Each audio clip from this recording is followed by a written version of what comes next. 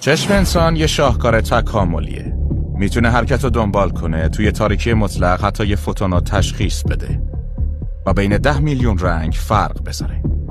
ولی نکته اینجاست، در واقع تقریبا از همه چی بی خبره. نمیتونی امواج رادیویی رو ببینی، نمیتونی اشعه گاما رو ببینی، حتی مادون قرمز و فرابنفش رو هم نمیبینی. چیزایی که سگت یا یه زنبور خیلی راحت میبینن. آره، ممکنه یه زنبور بیشتر از تو دنیا رو ببینه. بذار یه لحظه غرورت به هم بریزه. مارها مادون قرمز رو میبینن، یعنی حرارت بدن تو واقعا میبینن.